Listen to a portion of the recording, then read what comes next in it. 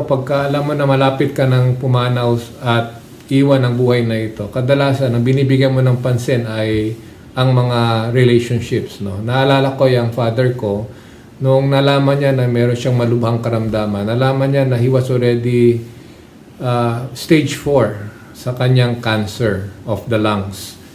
Kaya't naalala ko yung mga nalalabing buwan ng kanyang buhay, inukol niya more sa family. Hindi niya na masyadong inisip ang negosyo, ang gumawa ng maraming mga bagay. And he devoted much of his time in prayer and the meditation of God's Word. And so, he was very prepared. Pero higit doon, nakita ko na hinanda niya rin ang aming pamilya. Hinanda niya ang pamilya ng bawat anak niya. At ipinasa ng mga magulang ko sa amin yung aming pananampalataya na amin namang ipinasa ngayon sa aming mga anak. You see, when the end is near, what you give importance to is relationship. And Peter was saying to that church that was going through great persecution that the end is near. So in verse 7, he said, pray, be alert and watchful, be sober-minded. And in verses 8 to 9, he reminded them that you also prepare for the end by loving. We read, above all, love each other deeply because love covers a multitude of sins.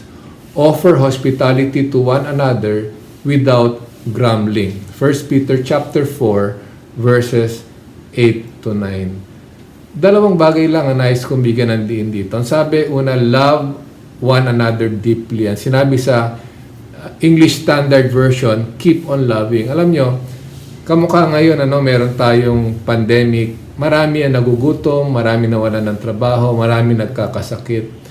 At tayo din nangangailangan. Pero ang sabi dito ng verse, let's not stop loving. At huwag nating i-shut out yung ating mga kapatid sa pananampalataya. Because now is the time to love. We should not shut our brother or sister. Lalo na yung mga humihingi sa atin ng tulong, yung umuutang, yung nangangailangan na ating abutin ang pagmamahal ng ating Panginoon. Kaya nga sinabi, offer hospitality to one another. And then he reminded, without grumbling. Minsan kasi tutulong tayo pero nakasimangot tayo o pinag-iisipan natin siya ng masama na pwede naman siya may gagawin. But we have to be discerning and seek the wisdom of God as we help. Let us be sincere in loving our brother and sister in Christ. Pangalawa, sinabi dito that we should love without limits. Verse 8 reads, love covers a multitude of sins.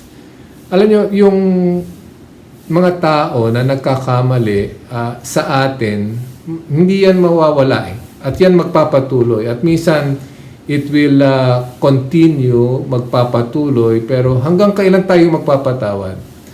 And I think Jesus said that we should love unconditionally, 7 times 7.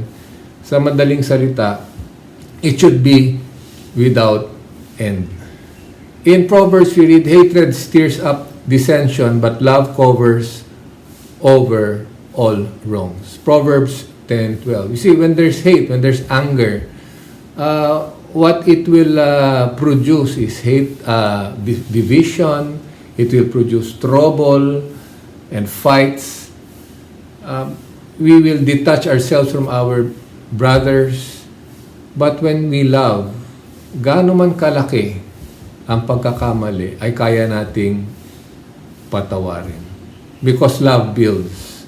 Love lifts up your brother. Love encourages.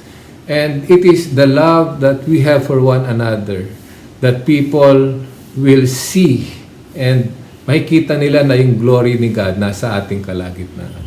So, Jesus is coming. What should we do? We should pray and we should love one another deeply without end. Tuloy-tuloy.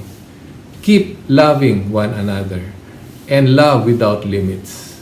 And so, today, let's pray. Father, we thank you because you have loved us to the extent of sending your own Son, who gave of himself for us, so that as he has loved us unconditionally, when he took the punishment on the cross on our behalf, nakita namin, Panginoon, kung ano ang kayang gawin ng pag-ibig, na ang pag-ibig kayang patawarin kami sa lahat na aming mga pagkukulang at pagkakasala sa buhay.